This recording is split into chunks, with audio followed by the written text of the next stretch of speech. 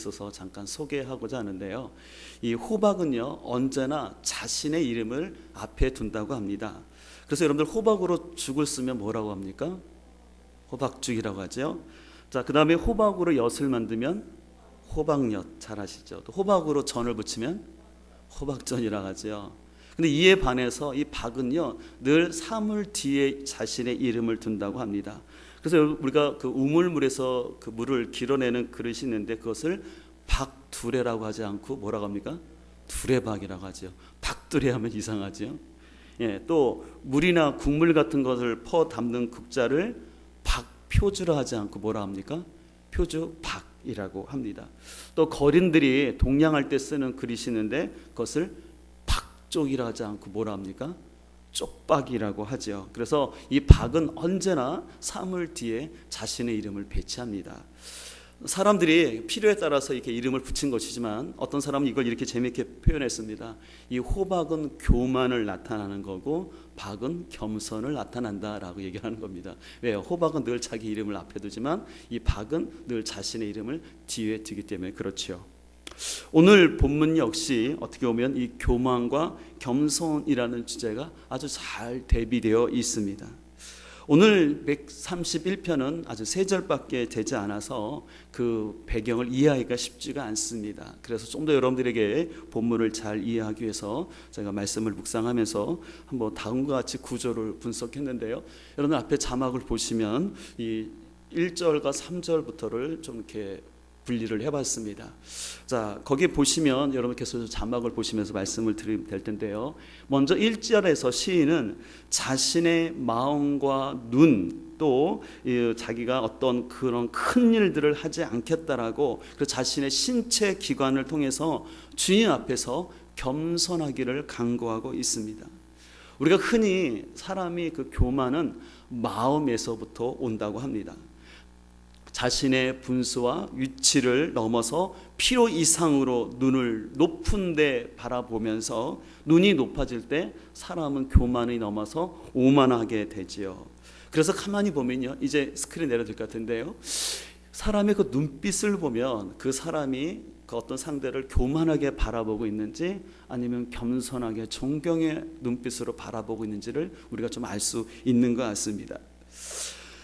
여러분들 역대하 26장 10절을 보게 되면 우시야 왕에 대한 얘기가 나오는데요. 그 우시야 왕이 강성해짐으로 인하여서 그 마음이 교만해졌다라고 얘기합니다. 그냥 교만해지니까 그가 어떻게 악을 행하였냐면 제사장만이 할 수 있는 분향을 자기가 그냥 드리고 말았습니다. 그 왕이 강성해지니까, 그러나 하나님은 제사장 그 분향은 누구에게 허락한 거냐면 오직 제사장만 할 수 있는 거거든요. 근데 이 왕이 강성이다 보니까 그것까지 자기가 해버리려는 이 교만함과 오만함이 가득했던 것이죠. 그로 말미암아 그는 하나님의 진노를 받아서 문둥병에 걸려서 왕의 자리에서 물러날 수밖에 없었던 것을 기록하고 있습니다. 반대로 겸손한 사람은요, 자신을 열등하게 생각하거나 비하하지 않으면서도 자신이 있어야 할 자리, 자기가 앉아야 할 자리를 잘 아는 사람입니다. 오늘 본문의 저자인 다윗은 그가 어린 시절에 사무엘 선지자로부터 이스라엘의 왕으로 기름을 부었지만 그는 기름 부음 받은 이후에 10년간이나 그는 사울왕에 쫓기면서 살았지만 결코 사울왕을 죽이려 하거나 쿠데타를 생각하지 않았습니다. 또 여러분들 사울왕이 죽은 다음에 다윗이 헤브론에서 왕이 됐지만 거기서도 7년 6개월을 거의 8년을 더 기다린 다음에야 이스라엘 전체의 왕이 되어서 그 나라를 이끌어 갔습니다. 그래서 이 다윗은 늘 자신의 어디가 위치인지를 늘 생각하고 있었습니다. 오늘 특별히 1절에 보면 큰 일과 놀라운 일이라고 기록되어 있는데 이것은요, 하나님이 인간을 구원하실 때 쓰는 표현이었습니다. 그렇기 때문에 다윗은 자신이 결코 하나님을 대신하는 행동을 하지 않겠다라고 오늘 다윗은 고백하는 것입니다. 그렇기 때문에 오늘 1절을 공동 번역에서는 이렇게 표현하고 있습니다. 거창한 길을 쫓지 아니하고 주제넘게 놀라운 일을 꿈꾸지도 않사옵니다라고 오늘 다윗은 고백을 하고 있습니다. 그래서 다윗의 마음속에는 늘 하나님 앞에서 하나님의 자리를 침범하지 않으려고, 자신의 자리를 넘어서 더 올건하지 않으려고 늘 겸손한 마음을 가지고 주님을 따랐던 것을 볼 수가 있습니다. 오늘날 우리나라뿐만 아니라 미국 교회의 트렌드가 있는데요. 그 트렌드는 뭐냐면 두 가지 M자로 시작되는 건데 뭐냐면 2M이라고 그래요. 첫 번째 M은 뭐냐면 메가 처치입니다. 또 하나는 멀티 사이드 처치라는 거예요. 메가 처치는 보통 교회인들이 2,000명 이상이 되면 대형 교회라고 합니다. 근데 이거 맞춰서 또 지금 인기가 있는 것이 뭐냐면 멀티 사이드 처치라고 해서 한 교회가 그 지역에 있는 것이 아니라 다른 교회의 지역에 또 교회를 세워 나가는 것입니다. 원래 그 의미는 그 복음이 듣지 못한 교회에 전도하기 위해서 지역에 이렇게 다른 교회를 세운다는 의미인데, 이게 안타깝게 우리나라에 들어와서는 이것이 하나의 지교회 형태로 돼서 한 담임 목회자가 다른 교회에 세워놓고 영상으로 설교를 한다든지 아니면 목회자가 왔다 갔다 하면서 그 교회를 크게 그렇게 운영하고 있는 이 현상인 것을 볼 수가 있습니다. 어떻게 보면 이 도시화가 되기 때문에 대형 교회가 필요하고 또 대형 교회 역할도 필요합니다. 그러나 우리가 잘 생각할 것은 비전이나 꿈이라는 이름으로 포장된 개인적인 야망과는 잘 분별을 해야 됩니다. 그래서 어떤 분이 그런 얘기를 하셨어요. 이 비전과 야망은 종이 한 장 차이라는 것입니다. 여러분, 종이 한 장이 어떻습니까? 요 한 장 차이라는 거예요. 그래서 어떤 사람이 잘못하면 비전이라고 말하지만 그것이 개인의 야망과 욕심이 될 수 있다는 것입니다. 여러분들은 어떻게 생각합니까? 하나님이 주신 비전과 개인이 갖고 있는 야망의 분기점, 분별력은 뭐라고 생각하십니까? 저는 오늘 본문을 통해서 그 기준을 찾게 되는데 그것은 바로 순수한 동기와 하나님과의 친밀감입니다. 오늘 다윗은 2절에서 실로 내가 내 영혼으로 고요하고 평안하기를 젖된 아이와 같다라고 얘기하고 있습니다.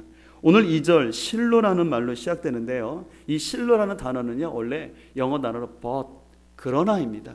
그러니까 1절에서는 뭘 했어요? 내 마음이 교만하거나 오만하지 않고 내가 큰 일과 감당하지 못한 일, 그런 거 추구하지 않겠습니다. 그런 거 바라지 않겠습니다. 대신에 그러나 나는 내 영혼이 고요하고 평안하기를 간구합니다라고 얘기합니다.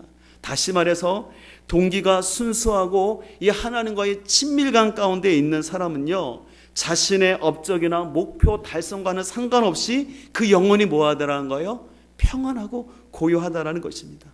그러나 그 사람의 동기가 잘못됐거나 아니면 하나님과의 친밀감이 없는 사람은요, 그거보다는 오히려 자신의 목표가 앞서는 사람은 이 마음에 조바심이 생기다 보니까 자신의 뜻대로 되지 않을 때 화가 나고 불평이 나는 것입니다. 이런 사람일수록 사람을 인격적으로 데려오는 것이 아니라 자신의 꿈을 위한 도구나 통제의 대상으로 생각을 하게 됩니다. 그래서 하나님의 말씀하지 않았음에도 불구하고 자신의 욕심을 하나님의 비전이라고 선포하고 또 하나님보다는 실제로는 자신의 계획과 스케줄에 맞춰서 모든 것을 이루려 하기 때문에 실은 평안함이 없이 늘 마음에 갈등이 있고 늘 주변에 이렇게 갈등 관계 속에서 있는 것을 볼 수가 있습니다. 그렇기 때문에 잠언 4장 23절은 무릇 지킬 만한 것보다 더욱 무엇을 지키라요? 내 마음을 지키라는 거예요. 왜요? 생명의 근원이 이에서 남이라는 거예요. 우리가 우리의 마음을 잘 지키지 못하면요, 우리 안에 있는 욕망과 욕심을 우리는 잘못해서 하나님의 비전이라고 하나님의 뜻이라고 하나님의 일이라고 우리는 속아서 거기에 맹목적으로 달려가는 유혹이 많이 있기 때문에 그렇습니다. 여러분들은 어떻습니까? 여러분은 요즘 여러분의 삶 가운데 마음 가운데 고요함과 평안함이 있습니까? 아니면 갈등과 불안함이 있습니까? 혹시 여러분들 가운데 하나님보다 더 앞서는 나의 계획이나 또 하나님이 허락하지 않은 더 세상의 것들을 추구하고 소유하려는 욕심들, 또 내가 정해놓은 시간표가 있다면 그 정해놓은 시간표들을 내려놓고 하나님을 더욱더 신뢰하고 그리고 내 마음의 동기를 살피면서 하나님과의 친밀함 속에 있을 때 하나님께서는 우리에게 진정한 영혼의 고요함과 평안함을 허락하였 줄 믿습니다. 저는 오늘 아침에 예배를 드리는 여러분들 가운데 하나님이 주시는 영혼의 평안함과 고요함이 있기를 간절히 소망합니다.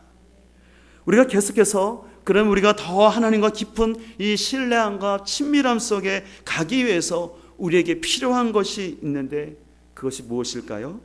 그것은 바로 오늘 본문에 나오는 것처럼 젖된 아이와 같은 성숙함입니다.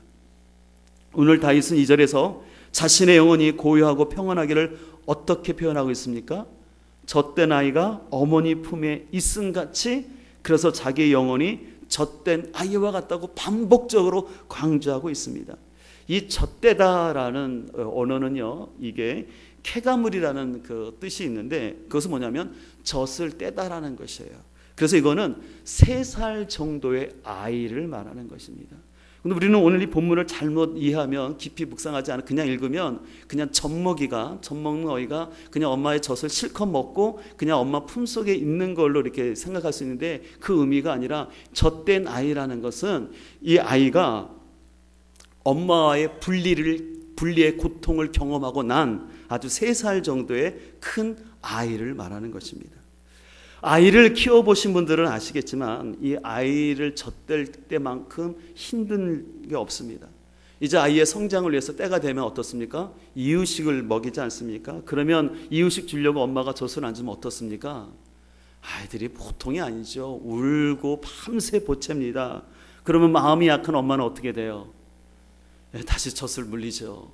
그리고 특히 남편들이 하죠. 귀찮아, 빨리 젖 물려. 남자들이 귀찮아고 피곤하니까 그렇게 합니다. 근데 실은 엄마 자신도 실은 이 젖을 떼다 보면요, 이 엄마들은 잘 아시겠지만 이 젖을 못 주면 이 젖이 못 나오니까 어때요? 가슴이 탕탕해지고 아프지 않습니까? 그래서 아이들이 좀 엉기기만 해도 이게 너무 아프고 고통스러워요. 그래서 실은 젖 떼는 시간은요, 아이만 아픈 게 아니라 실은 엄마도 이 젖 몸살을 앓으면서 고통을 합니다. 그러다 보면 또 친정어머니나 시어머니가 왜 애를 아직까지 젖을 못 떼냐 하면서 훈수를 두죠. 그러면 가슴에다 뭐를 바르라고 그래요? 여러분들 뭐 바르셨나요? 어떤 분들은 홍삼도 바르고 어떤 분은 심지어 까나리 액젓도 바른 분이 있다고 하더라고요. 그래서 아이들이 그냥 그것을 물었다가 그냥 쓴맛에 아이가 젖을 떼려고 하는데, 그래서 어떻게 보면 이 아이의 인생에 있어서요, 이 젖대는 시기는 첫 번째로 겪는 배신의 시간입니다. 그 전까지는 엄마가 그렇게 자기를 안아주고 젖을 잘 주더니 갑자기 어느 순간 엄마가 돌변하더니 자신에게 젖을 주지 아니하고 또 젖을 먹으랬더니 쓴 약을 주는 인생의 쓴맛을 경험하게 됩니다. 교육학을 배우신 분들은 아시겠지만 아이들은 태어나서 첫 번째 양육자와 무조건적인 사랑 속에서 친밀감을 형성하게 됩니다. 근데 그 친밀감이 애착관계가 이루어지게 되면 이제 3살 때가 되면 독립을 경험하게 되는데, 아까 말한 것처럼 이때가 실은 굉장히 아이나 어머니에게 중요한 시간입니다. 오늘 본문의 다윗 역시도 자신의 삶 가운데도 하나님 앞에서 어떻게 보면 영적인 분리와 고독과 아픔의 시간이 있었음을 고백하게 됩니다. 여러분 아는 것처럼 이 다윗은 어떻습니까? 하나님의 기름을 받았고 약속이 있었지만 그 약속이 있기까지 그는 아까 말한 것처럼 사울 왕에게 의해서 10년 동안이나 쫓겨다니는 인생을 살아야 됐고, 또 왕위에 올랐지만 이스라엘이 온전히 통일이 되지 못함으로 인해서 반쪽짜리 왕으로서 헤브론에서 8년을 더 기다려야 했습니다. 심지어는 왕위에 올랐을 때 또 자신의 아들이 쿠데타를 일으키는데 그것도 한 번도 아니고 2번씩이나 쿠데타를 경험하면서 광야 가운데 쫓기는 신세가 되었습니다. 그래서 그렇게 너무나 힘들었기 때문에 다윗은 시편 42편 9절에서 이렇게 고백합니다. 내 반석이신 하나님께 말하기를 어찌하여 나를 잊으셨나이까? 내가 어찌하여 원수의 압제로 말미암아 슬프게 다니게 하니까? 라고 하나님께 고백합니다. 또 143편 7절 이렇게 합니다. 여호와여 속히 내게 응답하소서. 내 영혼이 피곤합니다라는 거예요. 주의 얼굴을 내게서 뭐 하라는 거예요? 숨기지 마소서. 그러니까 하나님의 얼굴이 안 보인다는 거예요. 주님이 자기의 얼굴을 감추신 것 같답니다. 그래서 내가 어디에 내려가는 자 같도다? 무덤에 내려가는 것 같다. 내 영혼이 죽은 것 같다라는 거예요. 내 영혼이 수월로 지옥에 빠지는 것 같다라고 오늘 다윗은 고백하는 것입니다. 우리의 신앙의 여정을 보게 되면요, 우리가 새신자 때나 교회를 처음 나오게 되면요, 그때 참 하나님의 은혜가 있어요. 그리고 교회 나왔을 때 처음 많은 사람의 그 사랑을 받으면서 이 하나님께서 자신의 기도에 응답하는 걸 너무너무 느껴요. 그래서 지난 주간도 저희 그 목장 모임을 하면서 그 얘기를 하시더라고요. 어떤 세 가족이 목사님, 저는 요즘 하나님께 기도하는 게 겁나요. 왜냐하면 기도하자마자 하나님께서 바로 응답해 주셔서 너무 겁나요 라고 웃으면서 그 얘기를 하시는 거였어요. 예, 그래, 여러분도 아마 그런 경험이 있을 거예요. 신앙생활 처음 하거나 교회 나왔을 때 하나님께서 막 여러분들 응답해 주시고 막 하나님의 사랑이 느껴지고 막 그런 따뜻함을 경험하는 시간이 있습니다. 근데 우리가 어느 정도 이 허니문의 시간이 지나고 나면 이 신앙생활의 은혜가 점점 떨어지게 됩니다. 또 그렇게 간격스러웠던 예배의 간격도 사라지고, 무엇보다 하나님의 자신의 기도에 외면하는 것 같은, 그래서 자신의 기도가 응답되지 않는 답답한 시간들을 보내게 됩니다. 여러분들 하나님께 거절당한 경험이 있습니까? 여러분들 하나님 앞에서 외면당한 경험이 있습니까? 저는 많아요. 실은 많이 있습니다. 제일 어려운 건 뭐냐면요, 아무리 기도해도 하나님의 아무 사인이 없을 때요. 그때가 그래요. 그냥 하나님이 아니다, 아니면 뭐 기다려라, 그렇게 말씀하시면 좋은데, 진짜 어느 때는 어느 기간 동안은 나 혼자 그냥 내가 메아리 치는 것처럼 혼자 막 하는 것 같아요. 그런 어느 때는 진짜 하나님이 살아 계신 건가? 아주 그런 회의가 들 때가 있는 게 사실입니다. 그렇게 하나님께 간구해도 아무 반응이 없어요. 그럴 때 참 우리 마음속에는 좌절감과 영적인 어두움이 나타납니다.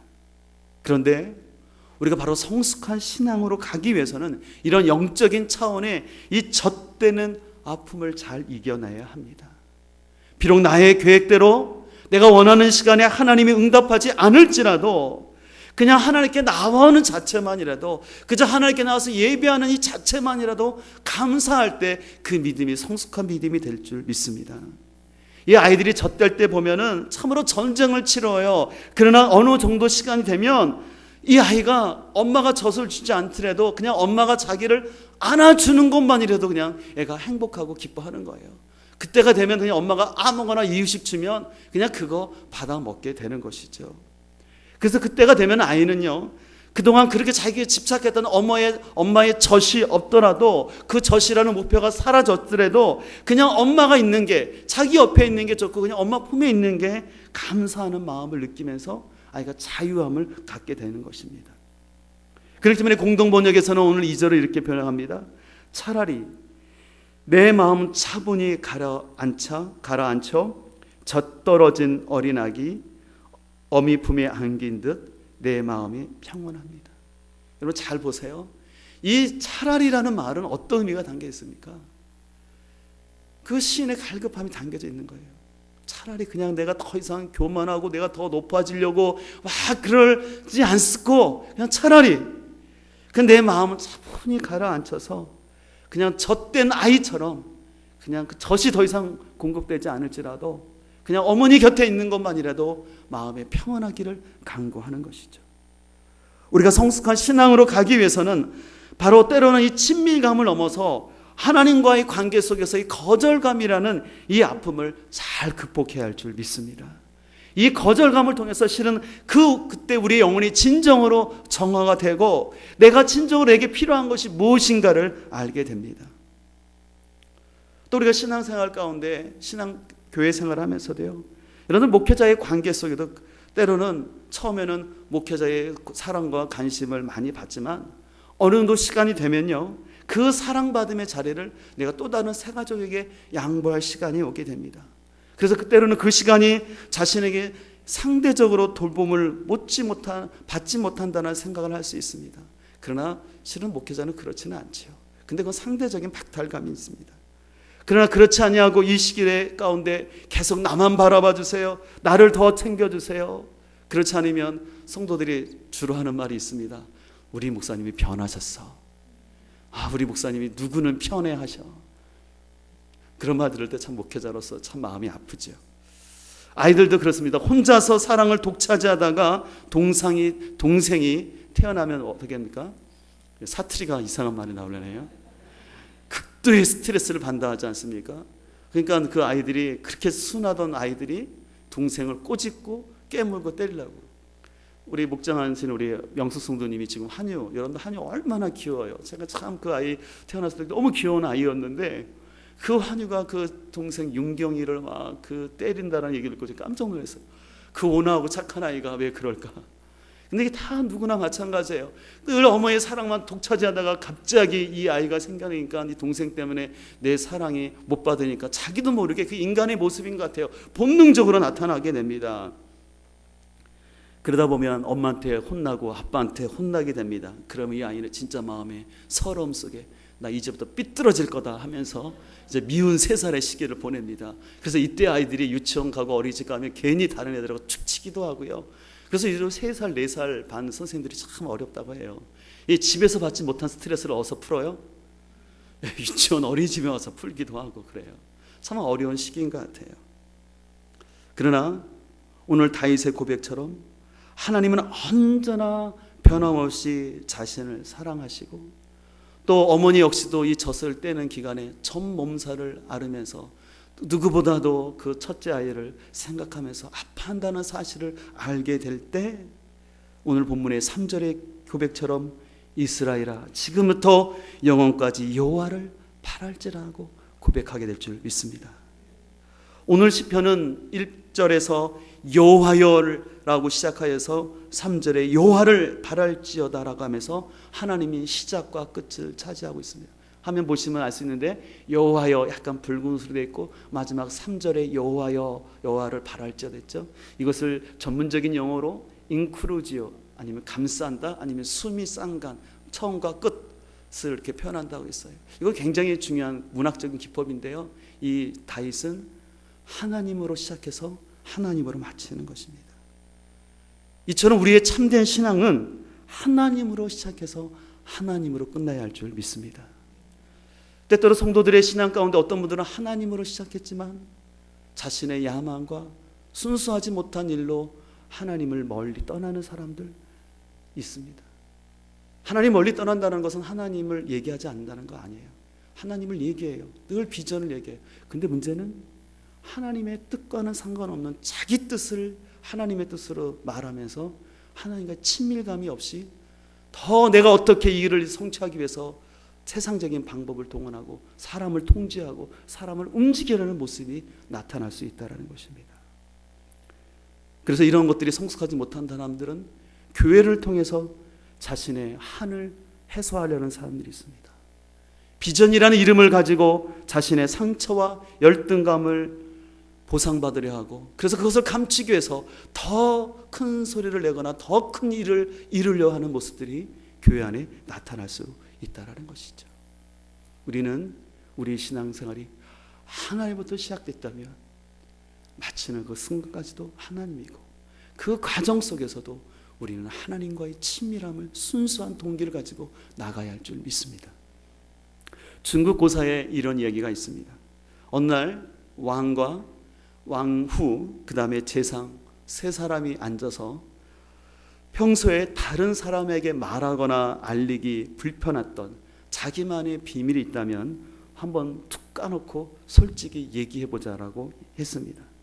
그래서 만일 이 3사람이 각기 진실을 얘기하게 되면 그 병풍 속에 있는 금괴, 꾀꼬리과에 속하는 새를 말하는데 그 금괴가 소리를 낼 거라고 얘기를 했습니다. 이제 먼저 왕이 이야기를 하는 것입니다.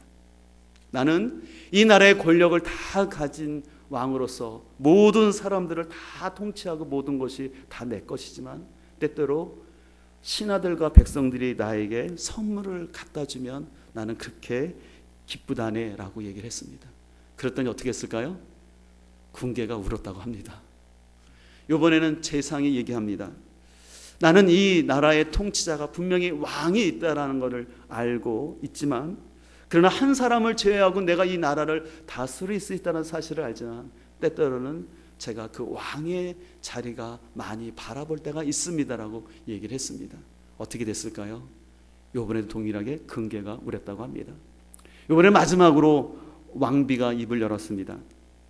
나는 한 지아비의 아내로서 한 사람만을 섬겨야 되는데 어전 회의에 참석하는 젊은 신하들이나 멋진 그런 백성들을, 고관들을 보게 되면 나도 저 사람과 깊은 관계를 맺었으면 하는 마음이 있습니다 라고 얘기를 했다고 합니다.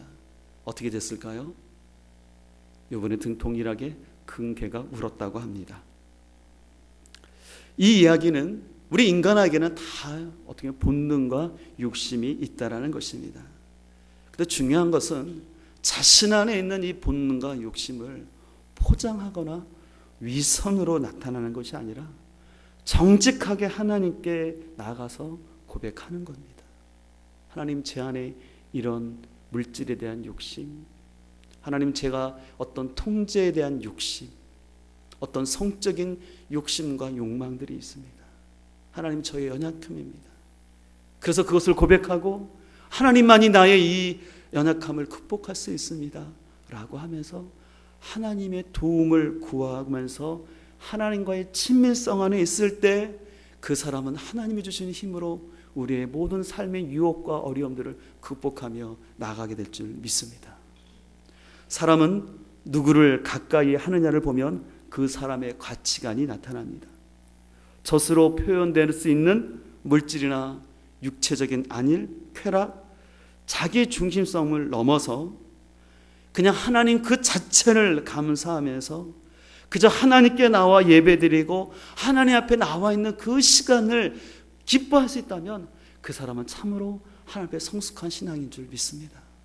오늘 여러분이 오늘 예배 나오지만 여러분들이 실은 우리가 말씀을 듣는 것도 참 중요합니다. 그러나 실은 오늘 여러분들이 원하는 말씀을 듣지 못할 때 할지라도 그저 내가 오늘 앞에 주 앞에 나와서 예배할 수 있다는 그 자체만이라도 내가 감사가 있고 내가 찬양하고 기도할 수 있고 함께 예배드릴 수 있는 공간이 있고 함께 예배드릴 수 있는 지체가 있는 그 사실만이라도 감사한다면 그것이 진정으로 성숙한 믿음인 줄 믿습니다. 제가 예전에도 여러 번 말씀드렸지만 제가 에스라 성경대학원 가서 성경을 공부할 때 입학하고 며칠 지나지 않아서 저희 이사장님이 아침에 큐티 모임을 인도하면서 그 얘기를 하셨는데 제 평생 잊을 수 없는 말씀하셨어요. 여러분들이 왜 이 에스라 성경대학원에 오셨습니까?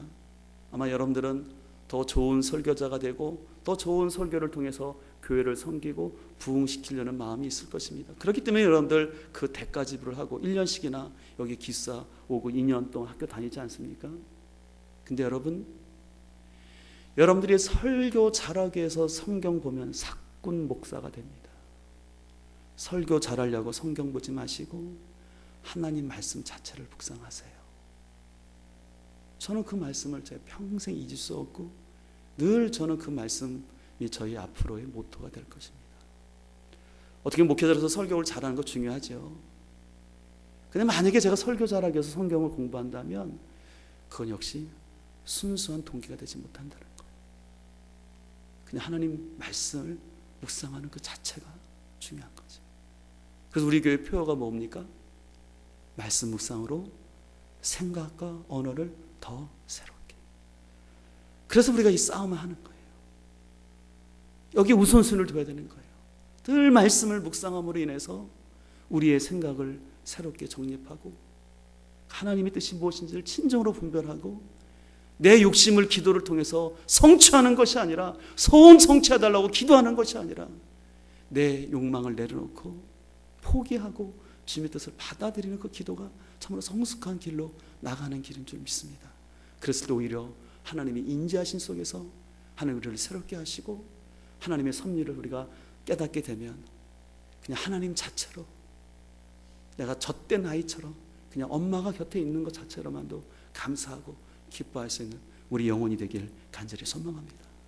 오늘 그런 마음을 가지고 삶의 소망이라는 영상이 있는데 예전에 제가 한번 보여드렸는데 다시 한번 영상 보시면서 우리의 마음을 가다듬는 시간 되기를 소망합니다. 그 영상 같이 보도록 하겠습니다.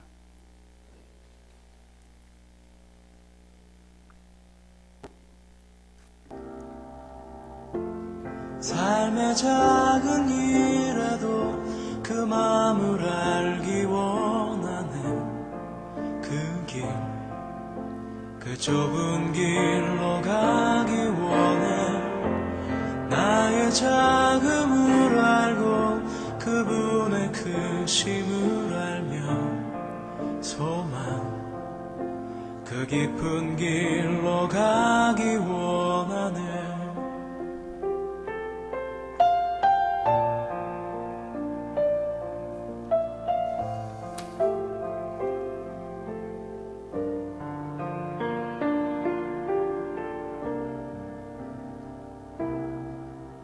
저 높이 솟은 산이 되기보다 여기 오름직한 동산이 되길, 내가 아는 길만 비추기보다는 누군가의 길을 비춰준다면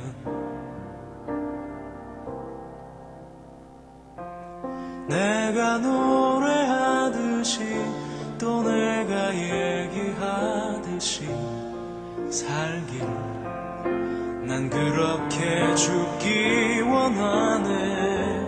삶의 한 절이라도 그분을 담기 원하는 사랑, 그 높은 길로 가기 원하네. 우리 함께 찬양하기를 원하는데요. 하나님의 사랑을 사모하는 자, 하나님의 평안을 바라본 자라는 찬양인데, 다시 한번 오늘 말씀을 기억하면서 하나님, 내가 높은 길, 더 편한 길을 가르려 보이다는 주님과 같이 낮은 언덕에서 거하면서 주님과 동행하기를 원합니다. 그런 마음을 가지고 하나님의 사랑을 사모하는 자, 하나님의 평안을 바라보는 자, 함께 결단 찬양하며 나가도록 하겠습니다.